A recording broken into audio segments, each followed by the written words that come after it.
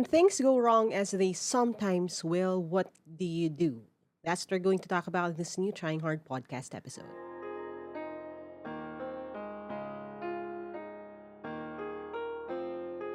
Hi there, and welcome to the Trying Hard with Lyqa podcast. This is a solo episode, and it's something that I was just writing in my journal a week ago. And I wanted to share this with you kasi yung narrative natin bilang mga tryhards, and again, if you haven't followed the podcast yet, go ahead and do that. Pero tayong mga people who say want to strive for excellence, want to do great things, even if they're difficult. The one thing that usually throws us for a loop ay yung paano kung may mga hindi mag-workout? Paano kung may mga pumalpak? Paano kung hindi siya mangyari as I expected or hindi siya maging successful? What do I do when things go wrong? And the three things I wrote hopefully would give you more of a parang plan or parang meron na tayong steps na pwedeng gawin whenever things like this happen. Okay? Now again, things are bound to go wrong. Ganun lang. Inevitable yan sa buhay. Laging may magkakamali, laging may papalpak. Even if gawin mo yung very best mo, you can't be assured na everyone else will do their part. And ang ibig sabihin nun, hindi rin lahat ay magsasucceed. And sa totoo lang sa experience ko, kahit na nagawa ninyo lahat-lahat ng kaya ninyong gawin, kahit na ibigay mo na ang lahat-lahat ng kaya mong ibigay, may possibility pa rin for things to go wrong. So there are things that are out of our control. There are things we can control. There are things we can do better. And there are times that things don't work out, even if you did your very best. And yung best na yon is not just your best in that moment, but the very best per se. Okay? So what do we do when things go wrong? Number one is quite straightforward. You make it right. When things go wrong, you make it right. And when I say make it right, hindi lang siya forcefully na parang i-gaslight natin yung mga people into thinking that everything went well. It's not making it right as in, okay, I'll desperately fix things all the time. But sometimes when things go wrong, making it right means penance. Making it right means figuring out where things have gone wrong, where things went wrong, figuring out then what you could do para makabawi. To make it right means to restore the person that you did something wrong to. Or the person na naging apektado dun sa nangyari na yon. So let's work on a simple example, okay? For example, if you have a project and it didn't turn out well, no? Hindi masyadong maganda yung nangyari. To make it right means if merong mga people who invested their money, people who trusted you with this, if there's a grade at stake dito, if you want to make it right, it means owning up to your mistakes, taking the heat, and sometimes taking a hit as well. So, iba yung taking the heat as in yung init. Ibig sabihin, pag may tatalak, boss, teacher, parent, whatever, tatanggapin mo yon kasi nga, again, you're trying to make it right. And sometimes you have to take a hit as in HIT. Take a hit as in sa finances, di ba? You have to make them whole. Kung nag-invest sila at pumalpak, you don't just apologize. You return their investment kung yun naman ang promise mo talaga sa kanila. And I wish I was saying this alam mo yun, nasa high horse talaga ako na parang, hindi kasi yun ang nakita kong ginawa ng mga tao around me since I was growing up. Pero the truth is, and again, I always deal with the truth in this podcast, the reason why I'm emphasizing itong point na to, and yun ang una natin pag-uusapan, that when things go wrong, you have to make it right, is because I've seen people who didn't make it right. When things go wrong, even when they're clearly at fault, they don't make it right. They don't own it. They don't take the heat. They don't take a hit. They just say things like, tao naman ako eh. Lahat naman ng tao nagkakamali. They don't own yung part nila doon sa mga bagay na hindi nag-turn out well. I've seen people deflect yung responsibility na, hindi ako yan. Or deny responsibility pa nga. Na parang, hindi, wala akong involvement dyan or nagawa ko yung part ko. And yun na, hindi, they don't make it right. And the sad part is, again, hindi siya common sa lahat ng tao. Pero this is the challenge for us. Dahil uncommon tayong mga tryhards, hindi tayo gagaya ng mas nakararami, tanggap na natin yan. Ang goal natin is to be that kind of person na when things go wrong, we try our best to make it right. To restore the people who were hurt in the process, who lost things, resources, time in the process, and we make it right by them. Babawi tayo. 'Di ba? Hindi man tayo naging ideal dun sa first run, babawi tayo. I'll learn from this, babawi po ako. Give me a chance. And again, I've also dealt with people naman who really do this. For example, hindi maganda yung unang project, hindi maganda yung unang nangyari. Pero wait, babawi ako next time. And sinasabi ko rin, kasi this is also something I try to do. For example, if there's something na expected ako to do, hindi ko siya nagawa, I would always tell Z na parang, okay, I didn't do that great. Paano ako makakabawi? What can I do para okay pa rin yung relationship? Para makabawi ako. If it means extra work, if it means, extra resources para dito, I'll do my best. Gusto ko makabawi kasi I want to make it right. So that's the first thing. Again, when things go wrong, number one, you make it right. You make it right so that those who were hurt, who were offended, who were discouraged by this, diba? They don't feel like they are left behind. Make it right. Para no one will be left. Ayos ba? Okay. Now, the second thing we're going to talk about is how when things go wrong, you have to make an apology. And we've talked about apologies in this podcast so many times na. Meron tayong podcast or episode na where I just basically talked about how you could apologize, what makes for a good apology. And still, again, so many people struggle with this. Now, how do you make an apology? Well, in a nutshell, ano lang talaga siya, owning up to your mistake, saying na I am sorry. If may part ka talaga, nag-fail ka, may pagkukulang ka, you just say, I'm sorry, I did not anticipate this. I'm the leader. I'm the one responsible. I take full responsibility. I am sorry. I could have done better. I didn't. So I'm sorry. I'm really sorry. It's my fault. And yun yung apology. Lagi ko nga sinasabi, the shorter, the better, di ba? Kung you can keep it to the formula na acknowledge what happened, acknowledge your part in it, say sorry, tapos ka na, okay na yun. That is how you make an apology. Hindi ako masyadong bababa dito, but may gusto kong i-point out, which is, there are people who don't have trouble with making it right, and there are people who don't have trouble with making an apology, but there are people who don't do both things at the same time. Ulitin ko ha, kung Venn diagram ito, at ito-drawing natin ito, may intersection. There are people who make it right and make an apology. There are people who only try to make it right without making an apology. And there are still, sadly, people who make an apology without attempting to make it right. Saan ko sana gusto na mag-fall tayo? Sana dun tayo sa gitna. Dun sa people who are willing to make an apology and make it right too. Merong funny meme or parang skit sa TikTok na nakita ko, yung after daw paluin yung bata, 'di ba? After pagalitan, tas yung nanay magpapakain siya, no? Or bibigyan niya ng toy, bibigyan niya ng extra na baon. Pero walang sorry, no? Na sorry, pinagbintangan kita, sorry, mali ako. Pero babawi sila. Pero hindi sila mag-apologize. And again, hindi naman to exclusive sa nanay lang ha, or sa magulang lang. Kahit naman mga anak, pwede rin ganun din. Babawi, pero hindi hihingi ng tawad. And meron din na hihingi ng tawad, pero hindi babawi. Magsasorry, verbally, pero walang babaguhin. And I also wrote this a few weeks ago. Sometimes you have to realize na there are people in our lives who are just who they are. Hindi sila magbabago, hindi sila magbibigay ng dagdag na effort. Wala, yun na yun. Yun na sila. So sometimes you would find they would apologize for what they did.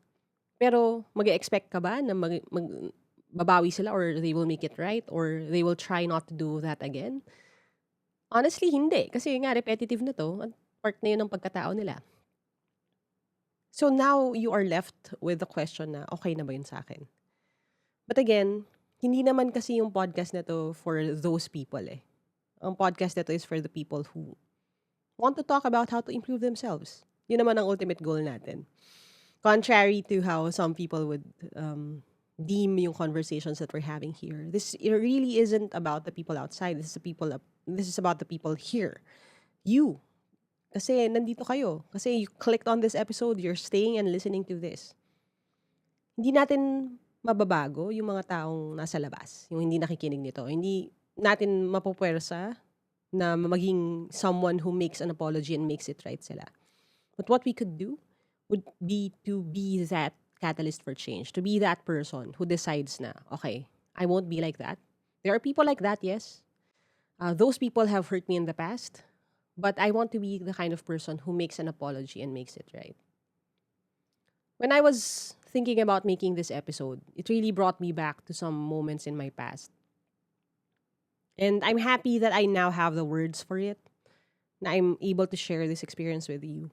But something I could proudly say naman, and I could own then, is that for a long time, I've been trying to be this person. Someone who makes an apology and makes it right. Noong una, aminin ko, part of my motivation was, ay gusto ko sana ma-inspire ko rin yung ibang tao around me. Siguro pag nakita nila na nag-apologize ako at bumabawi ako, baka matututo sila from my example. Maybe they'll be encouraged to do the same when they hurt me. And honestly, although valiant yung effort na yun, may onting color din yun eh, na parang, talaga, ikaw makakapagpabago sa tao. And sinasabi ko na to sa inyo upfront kasi ayokong ma-disappoint kayo or ma-frustrate kayo na you make a decision to be this person who makes an apology and makes things right. Pero sa pamilya, sa mga kaibigan, walang nagfo-follow suit, walang gumagaya sa'yo, walang tumutulad sa'yo, at ganun pa rin sila sa'yo. Instead, sometimes when you make an apology, they use that as an excuse to pile on you. Pero sasabihin ko na ngayon pa lang, doon sa attempt to be a better person, that walang assurance na porket yun yung ginagawa mo, the people around you would do the same. Sometimes may one person or two, sometimes may one scenario or two, pero hindi mo siya pwedeng gawin na measure ng whether you will keep being that person or not. Kasi madidisappoint ka lang. So yun, again ha, there are people who make it right, people who make an apology, people who make both, but there is another type of person I'm hoping you're not going to choose to be. Yun ang pag-usapan natin sa after the break, okay? So, siya yung bumibili ng planner, taon-taon kasi New Year, New You. Oo. Pero hindi niya naman sinusulatan. Kasi daw pangit yung sulat niya, sayang yung papel. Tapos minsan, January, okay pa, sinusulatan niya, ginagamit niya. February, okay pa. Tapos susunod niyang bubuksan, September na. Ganun ka rin ba? Ako rin kasi, kaya nga gumawa ko ng sarili kong planner. Ito ang planner na para sa mga try-hard, kagaya ko. At dahil hindi nakakahiya maging trying hard, mas nakakahiya to not try at all, nilagay na natin sa cover mismo. This planner is undated, kaya pwede mo simulan gamitin kahit kailan. At kung makakalimutan gamitin pwede mong gamitin ulit. Walang masasayang na papel. But I should warn you, this planner is not for everyone. Parang yung podcast natin. Others may look at it and say it's too much or it's too messy. Pero I made these choices para hindi kayo mahiyang gamitin. This is the kind of planner you can use and abuse. Aside from the monthly spread, weekly spread, at yung task list, meron din siyang mga activity sheets that you can use sa inyong journey sa personal development. At kung ready ka na bumili para sa'yo o para panregalo, you can go to bit.ly/tryinghard planner. And for the first 100 orders hanggang November 30, I will also include a dedication kung gusto nyo lang naman. You just let us know dun sa notes kung kaninong pangalan ang isusulat. Now, I always tell you to dream big, work hard, and start now. This planner right here is actually one of my big dreams, so thank you all for making it come true. All right, welcome back to the Trying Hard podcast episode about when things go wrong.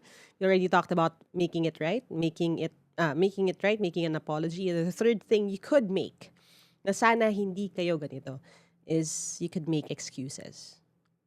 I'll let that sink in. Make excuses. Bakit? Kasi there are people who will not make it right, who will not make an apology, and instead just make excuses. I wish I was saying this na parang hindi ko siya naranasan fairly recently. Pero yeah, I've seen people do this, no? And probably kayo rin, 'di ba? Something goes wrong, something doesn't work out well, and then you have someone instead of owning up to their mistakes, saying na, busy kasi ako, marami akong ginagawa, ay hindi, ano, I did what I could, o kaya, okay naman kanina, yung mga ganun. Instead of just saying na, you know what, hindi kami prepared, hindi ako prepared, I could have done better. And it's easy, honestly, lalo na kung meron kang background where you're punished ng hindi proportionate doon sa ginawa mong mali. Na matakot ka sa blame, so you would make excuses. You know how when kids are sabihin given yung corporal punishment, no, or they are hurt when they are caught doing something wrong. Madali masyado for people to lie, madali masyado for people to make excuses, just to get out of the punishment. But I'm hoping na again this conversation will push you to not be like that. Hindi naman na tanggapin natin lahat ng punishment kahit hindi naman na para sa atin or dahil disproportionate na siya doon sa ginagawa natin. Sobra-sobra naman yung punishment. But I want you to be unafraid of facing the consequences of our actions and facing the consequences of some of the things that happened on our watch kahit na hindi tayo directly involved. Kasi if you live your life constantly making excuses every time something goes wrong, you will lose a lot of things. You will lose the chance to learn from that experience. You will lose the chance to gain other people's respect. Kasi when you're, sabihin natin, if leader ka, tapos meron kang mga people under you, and they see you taking full ownership, they would respect you more. You will lose the chance to be an example, especially to the younger generation. Kasi pag nakita nila na ginagawa mo yun, parang, ay, pwede pala yun. O kaya, pag ako naman yung leader, ganun din ang gusto kong mangyari. You will lose the opportunity to really just improve and be a better person. Kasi sometimes, iniisip ko rin meron bang cases sa buhay natin na wala tayong may isip na excuse? Sa totoo lang, kung creative ka, kung storyteller ka, writer ka, no? Walang case sa mundo. Walang pagkakataon sa buhay na hindi ka makakaisip ng possible na rational, logical excuse for your bad behavior, for your bad choice, or for things that go wrong. You can blame the weather, you can blame fate. Sometimes people even blame God, diba? You can blame other people, you can blame your upbringing, you can blame your past, you can blame your anxiety, you can blame anything except yourself. But remember when I told you na our past or our previous experiences explain our behavior but they don't excuse them. If we apply that same metric sa others, dapat ganun din tayo sa sarili natin. We have to own our own mistakes. We have to see things as objectively as possible. Claim yung ownership, claim the responsibility, and stop making excuses. Kasi again, our past, the things that happened, some of the stuff na out of our control, yeah, they explain what happened. But they shouldn't be used as an excuse to falling short. Now, I'm not saying naman na everything in life is your fault. This really isn't what this conversation is about. This is more of, okay, something bad happened. How can I make the most out of it? Now, ano ba yung difference ng making excuses and explaining something? Okay. Kasi ano rin yun magkaiba yun. And some people, they don't know the distinction. Sa akin, when you make excuses, you are basically blaming someone else, something else. Like, ito yung dahilan kung bakit may hindi nangyari. But when you're making an explanation or explaining something lang, without making an excuse, you own your mistake, you point to your mistake, ito yung part ko dito. But if you're interested, kung interesado lang sila, no? Or if you want to learn what happened talaga, a more detailed explanation of what happened, here's an explanation. But the explanation would involve what happened then, not necessarily the people behind it. Bigyan natin ng example, no? Kunyari, may pawalpak na event.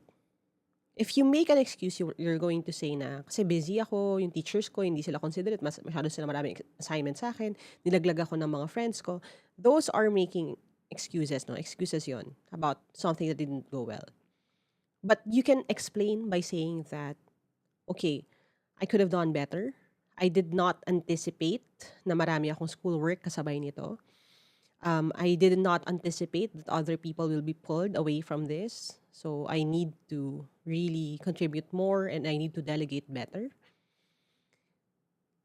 That's a way of explaining, right? Kung ano yung nangyari, na people were pulled away, na you had a lot of things that you had to do.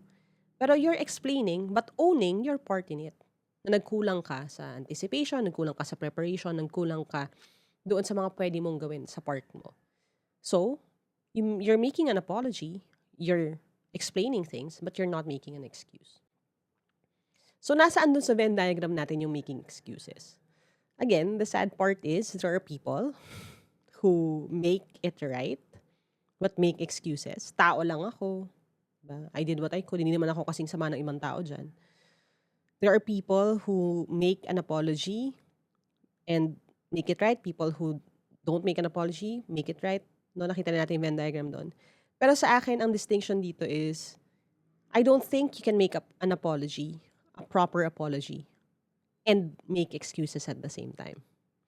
Baka ako lang, no? Baka strict lang ako. Or some people in my life would say, sobra kang legalistic, no? Pero sa akin, if you're making an excuse, hindi ka nagme-make ng apology. Kasi then, if you're putting the blame on other people, and you're saying na it's not your fault, then you shouldn't be making an apology, di ba? Hindi mo naman pala kasalanan ba't ka nagsasorry? So yun, those things sa akin are mutually exclusive. Hindi sila pwedeng mag-exist sa isang bilog. If you are making excuses, you're not making an apology. And again, the goal is for us, including myself, to be someone who is willing to make an apology and willing to make it right. Now, sasabihin ko rin dito kasi ayokong ma-misconstrue to. Kung alam ninyo talaga wala kayong kasalanan, hindi mo rin naman kailangan mag-make ng apology Pero you can make it right. For example, sa akin, have there been moments in my life where hindi ako nag-apologize kasi totoo lang wala naman akong fault Pero I'll still do what I could to make you whole. I'll still do what I could to make it up make it up to you. But hindi ako mag-apologize kasi wala naman akong ginawang mali. Pwede rin yun. And it's when these things are muddled, hindi alam ng mga tao yung distinction dito sa tatlong to, na nagiging magulo ang lahat. So yeah, it's inevitable, things will go wrong. But the question becomes, what do you do after that? How can you be a better person after this experience? And yun naman talaga ang habol natin, di ba, dito sa Trying Hard Podcast. So yan muna for now. I'll leave you with that. Some thoughts maybe, some things to re-examine yung mga past na bagay that went wrong in your life. Did you make it right? Did you make an apology? Did you make excuses? Nasaan kang banda sa iyong journey? So that hopefully next time, and again, these things are bound to happen. It happens. Mas ready tayo with our response. So maraming salamat sa pakikinig. Follow the podcast if you haven't yet. Go ahead and join the Trying Hard Podcast community din on Facebook if you want. If you have any questions, gusto nyo magpapayo, meron tayong link sa bit.ly/asklyqapod. Nasa description din ng mga episodes natin kung gusto niyo to send your letter. Let us know what you're going through para hopefully we could help you out with a piece of advice from your ate. And yan muna for now, as you always say. Dream big, work hard, start now, and don't let those who call you a try hard keep you from actually trying hard. Subok lang ng subok, guys. Kaya natin to. And I'll talk to you next time.